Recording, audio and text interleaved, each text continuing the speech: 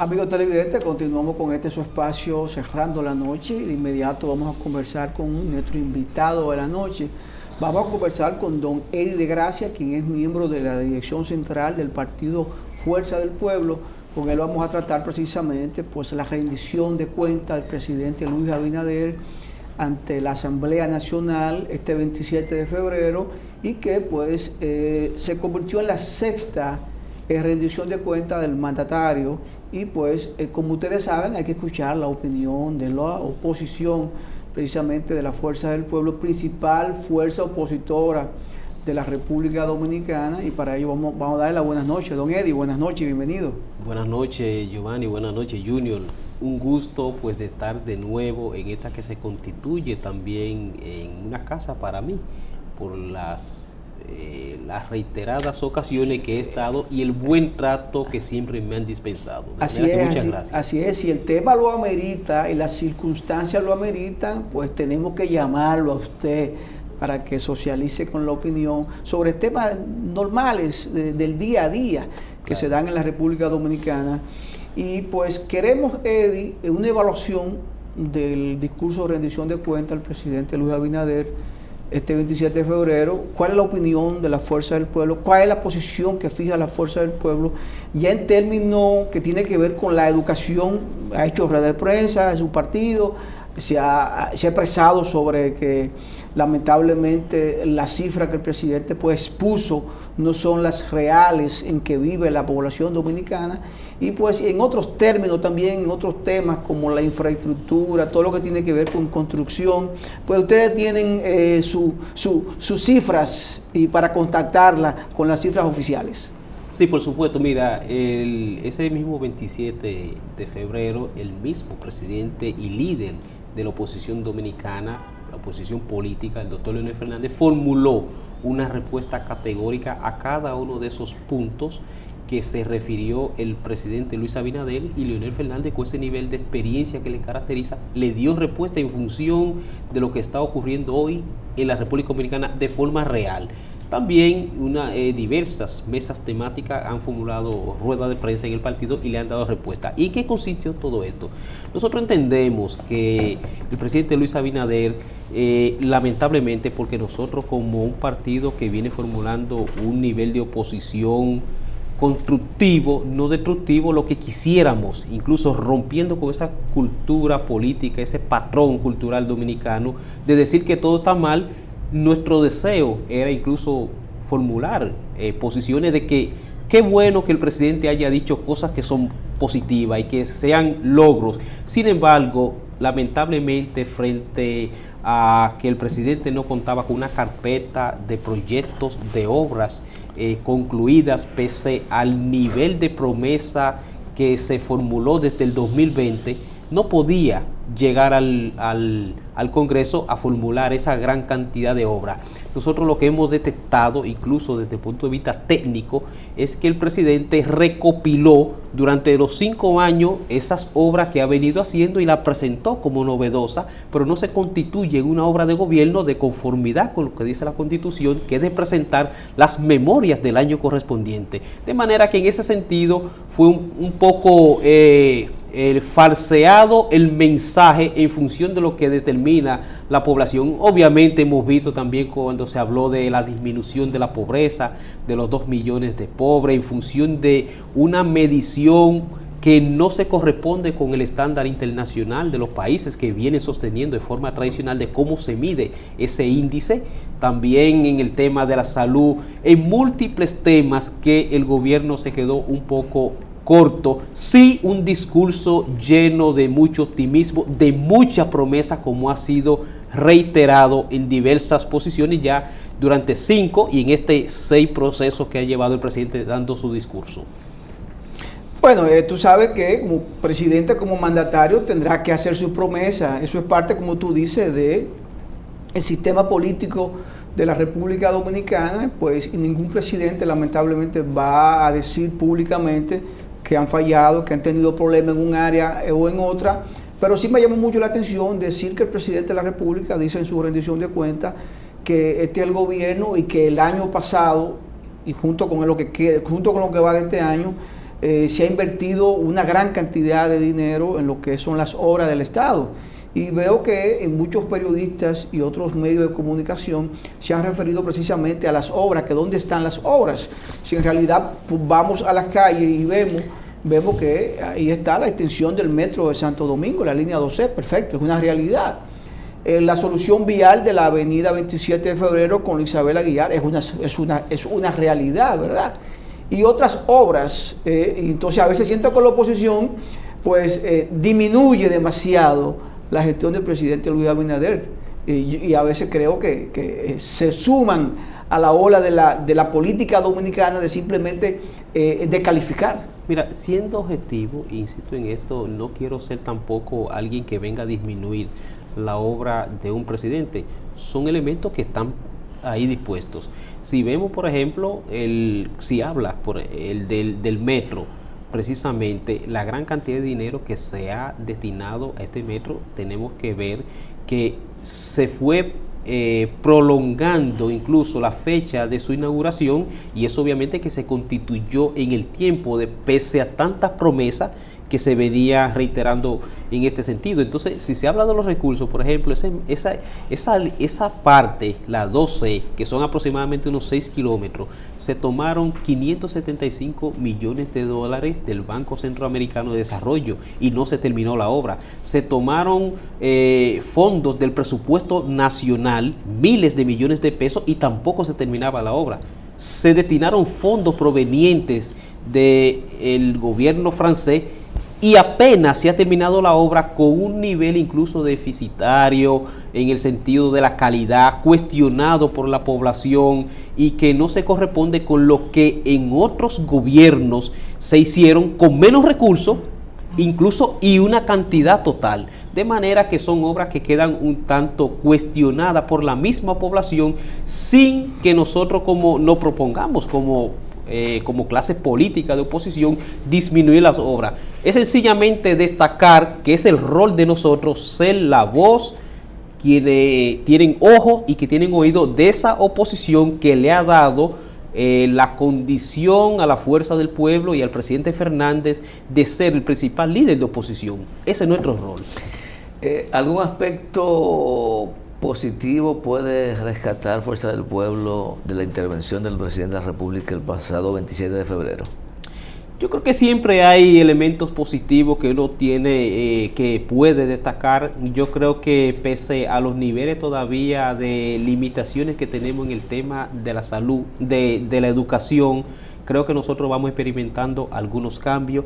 Yo entiendo también que en temas, por ejemplo, como la posición de la política exterior dominicana se ha venido fortaleciendo y siendo un tanto más coherente. Creo que también hay que trabajar mucho en la coherencia del gobierno, en ser más certero con algunos elementos ya propio de su credibilidad, pero obviamente que hay elementos que se pueden considerar positivos. Que haya terminado la línea 2C del metro y pese a niveles de poca calidad que expresa, pero lo terminó, también eso es aplaudido por nosotros. Y en el caso del combate a la corrupción, ¿no creen ustedes que es un elemento que catapultó y llevó al PRM al poder precisamente esa lucha de combate a la corrupción y que hoy se ha convertido prácticamente en el buque insignia del presidente Luis Abinader y del PRM, hasta el punto de que funcionarios de su propio gobierno han sido sometidos a la justicia? Siempre nosotros apoyamos a las actuales autoridades en la lucha contra la corrupción, porque de hecho una gran cantidad de iniciativas en el sentido legal que están previstas, pues fue resultado de nuestros gobiernos. Y ahora bien, frente a la alta expectativa que el gobierno proyectó al pueblo dominicano de lucha y persecución de la corrupción, parecería que se quedó un poco corto. Pero nosotros siempre hemos tenido una posición de respeto y de consideración en función de que se pueda así mantener un apoyo desde la oposición para un flagelo que nos afecta a todo, oposición, gobierno y sociedad. Eddie, el tema vinculado al endeudamiento, ¿cuál es la lectura que dan ustedes a este aspecto? Preocupante porque es un tema que la dinámica del gobierno desde el inicio fue sumergirse en un proceso largo, tedioso para la población de ver cómo el pueblo dominicano veía la forma en que se aprobaban una cantidad de fondos a nivel internacional y no se veían los resultados. Nosotros tenemos una posición también de que la deuda por sí, o sea, los préstamos internacionales no son malos. Malo es cuando no se tiene una carpeta para la solución o para qué son aplicados. De hecho, incluso el senador Omar Fernández formuló posiciones al respecto hace unos días cuando hablaba de que se aprobaron unos 2.700 millones de dólares en bonos soberanos cuando hay unos 3.700 millones de dólares en las arcas, en las bóvedas de préstamos que se le están pagando intereses y que no se tiene un destino para qué se van a usar. Pero tampoco los bonos que se tomaron se sustenta en qué se van a utilizar esos recursos. No nos oponemos a los préstamos, porque nosotros fomentamos préstamos, pero tenemos una obra de gobierno que es civil, tenemos los túneles, los elevados, y se hace con fondos internacionales que se tienen que captar, pero tienen un resultado. Ahora, si esos fondos se buscan y no se proyectan adicionalmente con un plan de cómo se van a invertir, son lesivos para el pueblo dominicano, porque entonces sí se toman fondos para pagar intereses. Pero una pregunta, yo sé que la política de endeudamiento de los estados, digamos que son normales, pero esa normalidad debe ser también racional. Un país como el nuestro, más de 300.000 millones de pesos se van a destinar, o se destinaron, o están contemplados, solo para amortizar intereses de la deuda. ¿Cómo un Estado pequeño puede plantearse solucionar los problemas de la gente si una parte importante de su presupuesto se va solo al pago de intereses de la deuda? ¿Dónde están los recursos para invertir en salud, por ejemplo? ¿De dónde van a salir, Eddie? Bueno, esa es la gran diferencia con la que nosotros incluso seguimos insistiendo, que los préstamos por sí solos no son malos, siempre que se tiene un plan, un gobierno, un proyecto para poderse ejecutar. ¿Cuál es la situación que hoy tenemos? Incluso algo inédito en la República Dominicana, como usted muy bien lo señala, Junior, de que el país a partir del mes de enero de este 2026 tiene que pagar más de 300.000 millones de pesos por año solamente de intereses, no de capital, lo que significa más de 1.000 millones de pesos por día. Incluso algo que nos da mucho temor, por vez primera el pago de intereses, el PIB subió por encima del 4% de lo que se le destina a educación, o sea, a un ministerio. Nosotros estamos pagando más de intereses que lo que se está pagando, que lo que se está invirtiendo en educación, y eso es muy preocupante. Pero nosotros seguimos insistiendo que si la República Dominicana asume los fondos internacionales para proyectos de desarrollo, son positivos. Esa no ha sido la dinámica del gobierno. Pero no ha sido la dinámica. Tampoco veo en carpeta que pueda ser la dinámica de los próximos, para ser claro, porque aquí ha habido una coherencia de Estado. Fíjense que los partidos se matan en muchas cosas en campaña, pero cuando llegan parece que tienen el mismo librito de administrar la cosa pública. Por eso usted ve que cuando se vaya Luis, va a dejar los mismos problemas que encontró, pero lo mismo que encontró Danilo, lo mismo que encontró Leonel. No se resuelve un solo problema nacional. ¿Qué pasa, Eddie? ¿Qué es lo que tiene que hacer el país para que haya un compromiso real de los actores políticos, de los actores sociales, de los actores económicos, para poner por delante la nación y no sus intereses?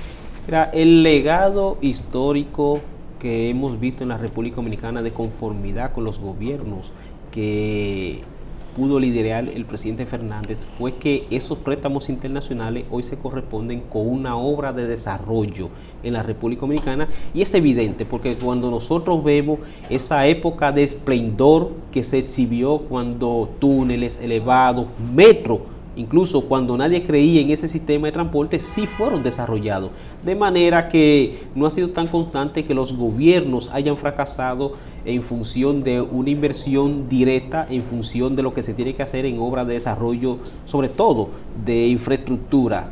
El gobierno y el presidente Fernández sí tienen un legado de éxito en ese sentido, y obviamente es lo que se constituye de cara al futuro, que en una segunda ola de transformación que se tiene que dar en la República Dominicana y que podría encabezar el presidente Fernández, lo que trae es precisamente ese legado de desarrollo, esa experiencia y esa continuidad de volver de nuevo a hacer grandes obras que están pendientes en la República Dominicana. Escúchame, Junior. Eddie, la verdad que sabemos que el Estado es uno de los principales proveedores de empleo.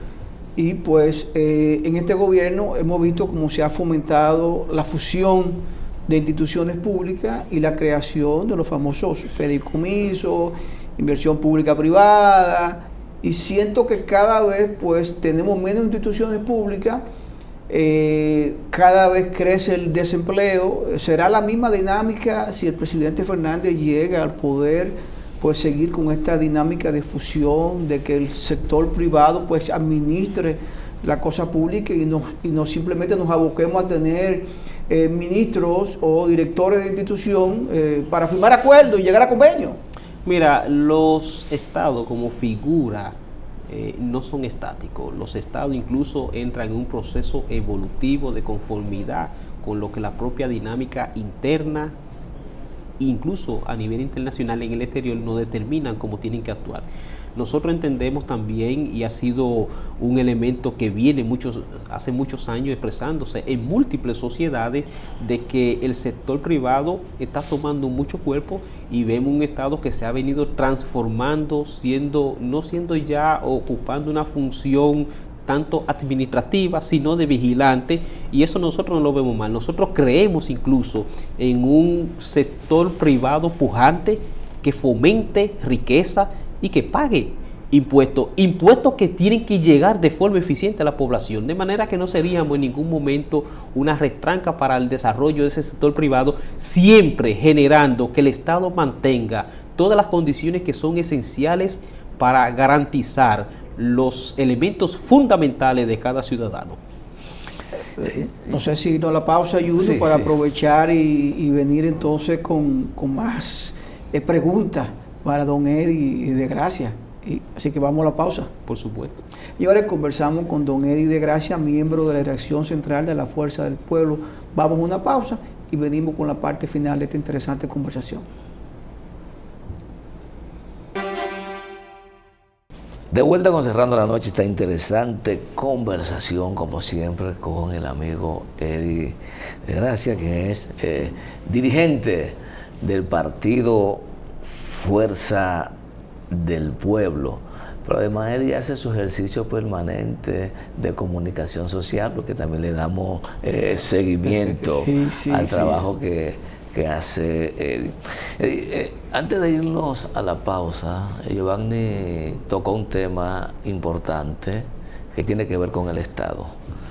Y justo esta semana, ayer concretamente, en revista 110, el señor Samuel Sena, quien es presidente del Consejo de Desarrollo Económico y Social de Santo Domingo, se refería a la abultada nómina que, según se dice, tiene el Estado Dominicano, lo cual parece que es una preocupación de todos. Sin embargo, yo le preguntaba a él que el Estado se desprende todos los años de miles de millones de pesos para incentivos fiscales. ¿Qué hace el sector empresarial con esos cuartos? Que no genera los empleos suficientes ni de calidad, que el Estado tiene que recurrir a abultar la nómina, porque no tiene otra explicación. Si yo te doy incentivo, si no se genera empleo, ¿qué hacemos? ¿Dejar que la gente se muera? ¿O que se vayan a las pandillas y tengamos un caos social? ¿Cómo resolver eso? Doy facilidades, pero no hay una contraprestación. Entonces quiero reducir el Estado para que no tenga capacidad de manipular en el sentido positivo, de hacer rejuego para darle soluciones a la gente. Mira, de inicio, la respuesta concreta es que tiene que generarse, obviamente, un sector privado capaz de ser el garante de dinamizar la oferta laboral.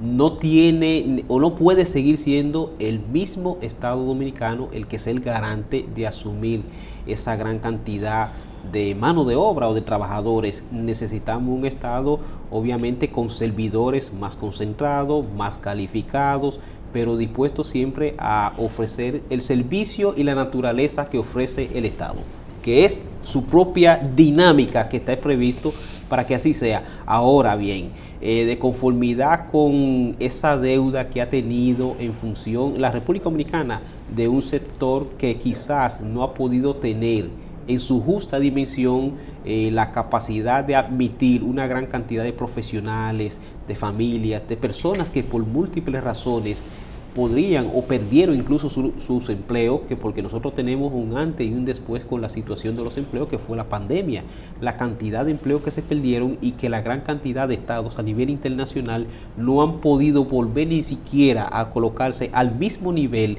cuando ocurrió la pandemia, mucho menos a superarlo, y la República Dominicana no es una excepción al respecto. Ahora, entonces, en ese sentido tampoco es que nosotros llamamos a un Estado que se desarraigue en su totalidad de tener una empleomanía, porque nosotros todavía tenemos un Estado que ha heredado patrones de conducta de muchos años, donde múltiples instituciones son las que dan respuesta a esos sectores. ¿Qué es lo que nosotros tenemos que ver? Por ejemplo, esos impuestos, esos incentivos que se le proyectan al sector privado, que sea mejor calificado, que tengan una proyección directa, que se le mida en función de resultados, y uno de esos resultados que tienen que ser punteros es precisamente cuántos empleos están en capacidad de producir por año, y que esto se comprometa con un proyecto de nación de lo que nosotros visualizamos en un programa, en un proyecto, y que se pueda realmente nosotros poder de alguna forma decir, podemos contar este año con esa cantidad de empleo, y que no sea necesariamente el Estado. Pero es que yo creo que nosotros estamos en una trampa con ese tema. Zona Franca, 200,000 empleos. Sector turismo, por mencionarte dos, posiblemente tiene 100 y pico mil de empleo. Pero aparte de tener un régimen especial de concesiones, tienen un régimen especial de salario. Sus salarios están por debajo de los salarios mínimos nacionales. Claro. ¿Cómo vamos a resolver ese problema? Mucha de esa gente que trabaja, que tiene el sueldito de 10,000, 15,000 pesos, tiene que ser auxiliado por el Estado para sobrevivir. Entonces, esa trampa, ¿cómo la rompemos? Porque el desafío que nosotros tenemos hoy, incluso en empleo, que tenemos que crecer en función de la demanda que se está dando social, es crecer en la calidad del empleo. Entonces nosotros sí, en una época determinada, el elemento de la zona franca tuvo un impacto positivo porque fue un elemento que generó empleo. Ahora, no es el empleo de calidad que nosotros proyectamos hacia el futuro. De hecho, nosotros tenemos una competencia con Centroamérica en función de tener el régimen de zona franca, porque en función de esa limitante, esa cuota que nosotros no podemos suplir, obviamente que se garantiza en ese sentido. Ha tenido incluso su impacto con el tema de los aranceles internacionales, muchos han tenido que moverse otra vez a Centroamérica, pero nosotros en función de ese elemento tenemos que mantener el régimen porque es un generador del empleo. Ahora, ¿en qué se tiene que radicar? Y en esto quiero insistir de nuevo, ¿en qué se tiene que radicar la política pública de la República Dominicana? En promover crecimiento de empleo, pero sobre todo que ese crecimiento de empleo vaya en función de la calidad del empleo y que podamos de una vez por todas, en un momento que nos proyectemos, tener que salir ya de la zona franca o del sistema que tenemos. No es que lo hagamos en el momento, pero ojalá la República Dominicana se coloque en el futuro inmediato en condiciones de tener otros elementos de condiciones. Entiendo tu posición como dirigente de un partido político principal, la principal oposición política del país, y que pues aspira a gobernar la República Dominicana para no entrar en conflicto con el sector empresarial, con esto tan importante, tan nodal para la economía como es el sector empleo. Pero sin embargo, yo me remonto a la época de Joaquín Balaguer.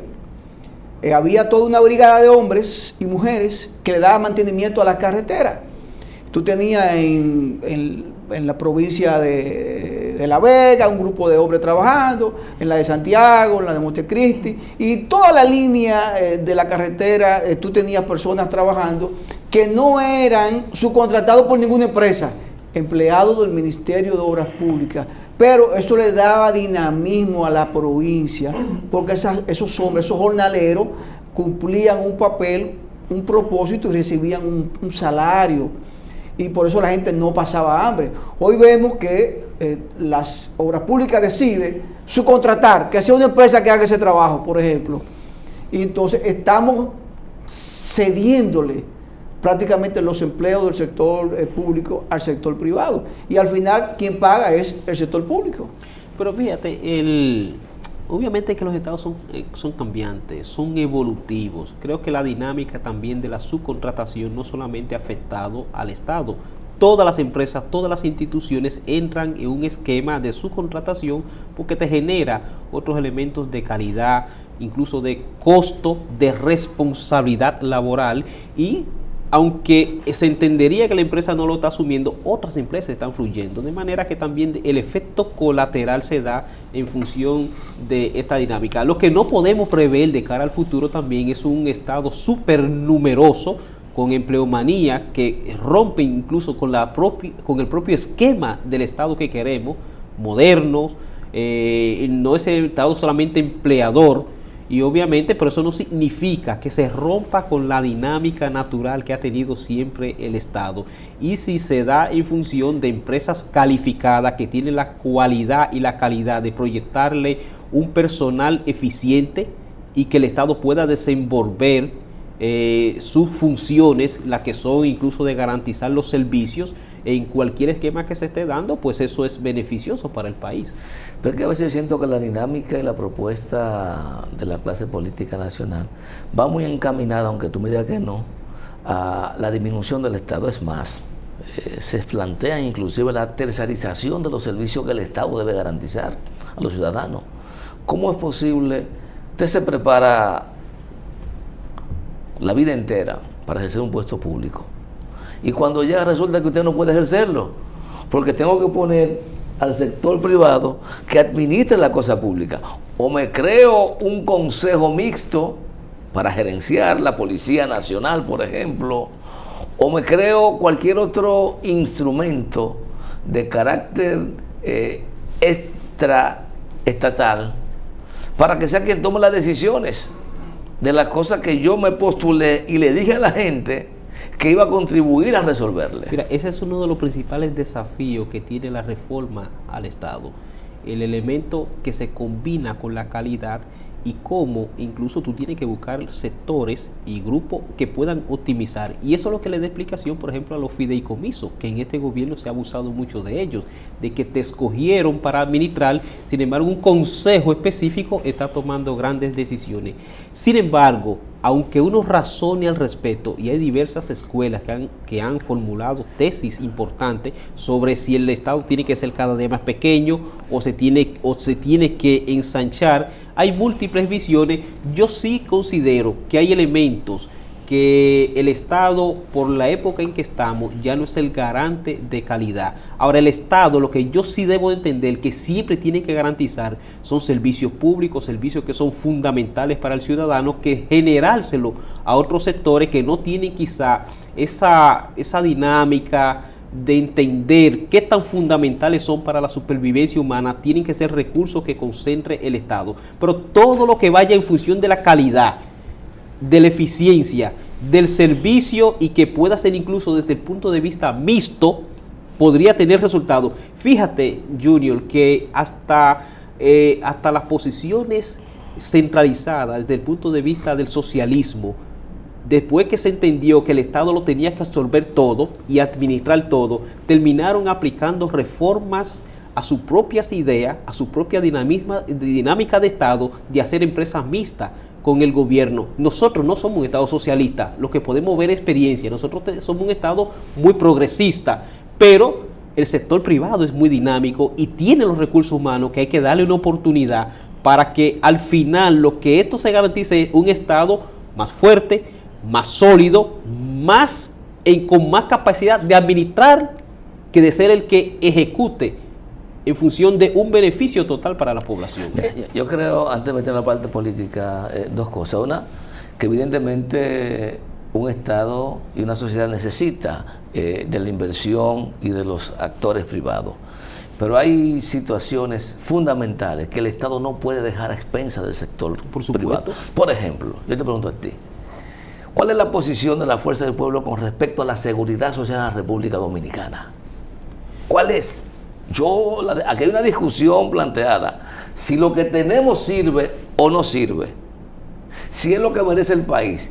Y yo te lo juro, yo no he escuchado qué piensa Fuerza del Pueblo sobre la propuesta de reforma a la Ley de Seguridad Social, de cara a que la misma sirva para garantizar derechos fundamentales, como son el derecho a la salud y el derecho a la pensión. Porque recordemos, después que tú sales del sector privado, que nadie te quiere, ¿quién es que tiene que ampararte? El sector público. El Estado. Claro. Eso. Y la pandemia fue aleccionadora para eso. Un ejemplo.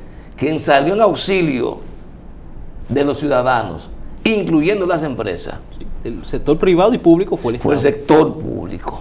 ¿Tú me entiendes? Entonces, esos son temas que están ahí que tenemos que verlo con la realidad y con la crudeza que tiene que ser visto.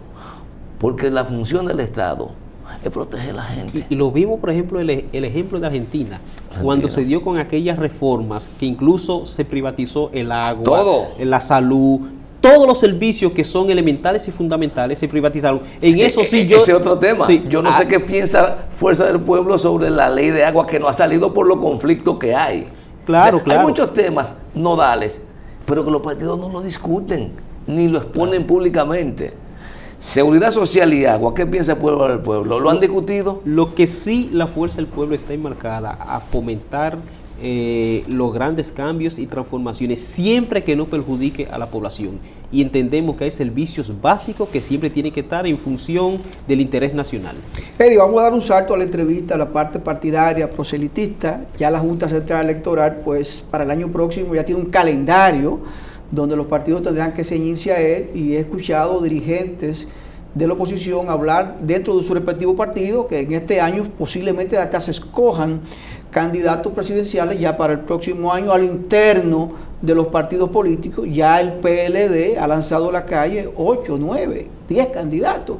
En el PRM hay varios sonando. En la Fuerza del Pueblo hay 2 gallitos que están ahí. El jefe supremo, que es el presidente Leonel Fernández, y parece que el hijo, Opal Fernández, lo están ahí como aupando para que sea también candidato a la presidencia de la República. ¿Cómo está la Fuerza del Pueblo en la parte de lo que tiene que ver con lo preparativo a nivel provincial, a nivel municipal, lo que es ir acariciando la idea de quién serían los posibles candidatos a senadores, a diputados, a alcaldes, a directores municipales?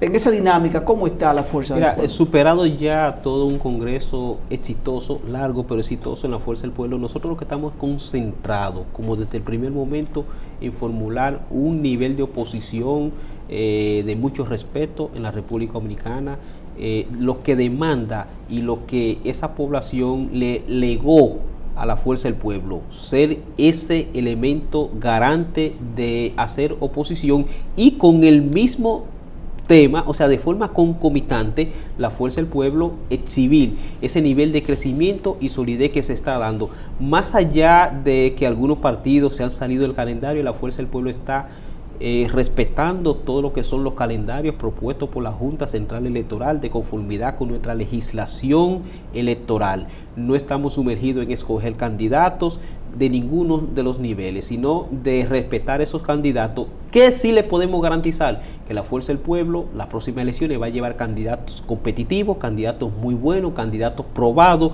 y candidato presidencial va a llevar el candidato que va a ganar las elecciones, con el que se va a ganar. Pero no estamos sumergidos en el momento en escoger candidatos. Pero es que es una realidad, Eddie. Hay en firmas encuestadoras, medios de comunicación, donde hacen sondeos, donde hacen pues proyecciones políticas y muestran que la candidatura, la preferencia del presidente Leonel Fernández, pues están por encima de un 45%. Claro. Sin embargo, vemos que en este caso el gobierno, el partido de gobierno, pues insiste en que todavía hay mucho tiempo, que apenas estamos en el 2026, que de aquí al 2028 pues las cosas pudieran cambiar. Lo que nosotros estamos muy contentos y muy optimistas de que los dos líderes principales políticos que proyectan ganar las elecciones son de la Fuerza del Pueblo.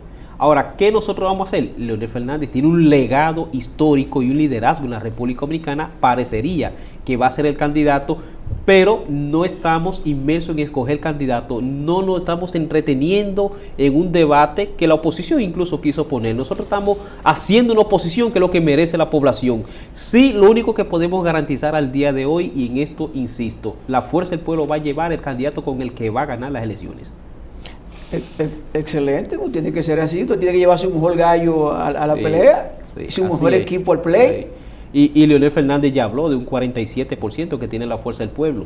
Y eso lo tienen incluso las encuestas que tiene el gobierno. Un 47%. Que tiene un 47%. Pero debería tener 80% porque es el único candidato definido que hay. No, porque la Fuerza del Pueblo no está escogiendo candidatos. Ahora, lo que le ha dado resultado no es un tema de candidato solamente, que obviamente tiene el mejor, en función de la experiencia, sino el trabajo constante que viene haciendo la Fuerza del Pueblo y la proyección que está dando. Lo que estoy viendo de lado, que el único candidato definido que hay es Leonel Fernández. Yo diría el único liderazgo definido. No, candidato definido que es Leonel Fernández.